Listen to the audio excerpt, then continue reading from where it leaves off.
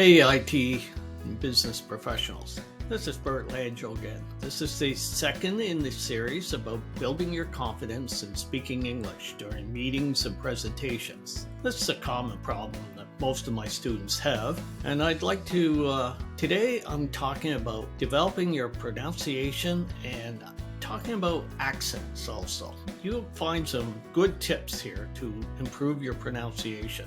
However, I find most of my students' pronunciation is very good, especially if you read out loud, record yourself, do reviews, and that sort. So the first thing I want to talk about is tongue twisters. They train our mind to speak fairly quickly and make our mouths a little more agile.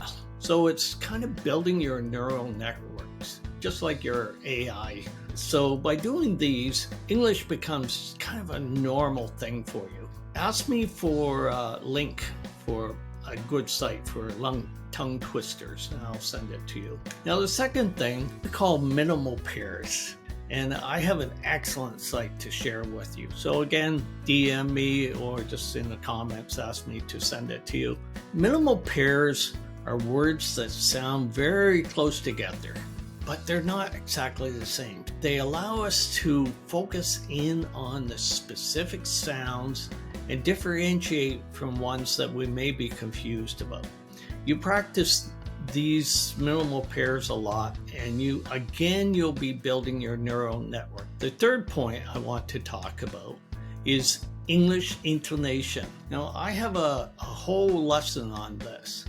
Intonation is what really makes you sound native. We expect to hear something in a certain way, just like people in your own language expect to hear the proper intonation. And it is really what makes you so much clearer and understandable. You'll sound much more native if you get the intonation down. There are things about if there are two syllables in a noun or an adjective, we typically emphasize the first syllable. If there are two syllables in a verb or adverb, we emphasize the second syllable. There are words like, do you have a record? Do you like to record yourself? Hear the difference. One is an adjective, one is a noun, and one is a verb. Now, the last thing I want to talk about today is accent. Some students come to me and say, I want to erase my accent. I want to sound English when I'm speaking English.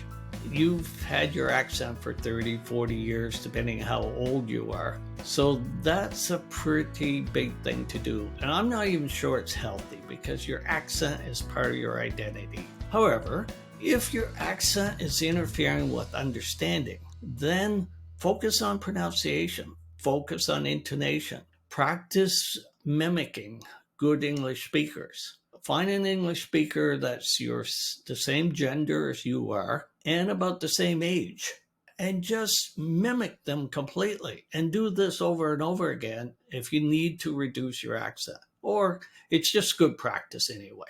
I hope these tips are really helpful for you today. Again, my name is Bert Langell, learnbusinessenglish.ca, and I am a business English coach. Please DM me, comment to me, bring me your English questions. Thank you very much, and I hope you have a wonderful day.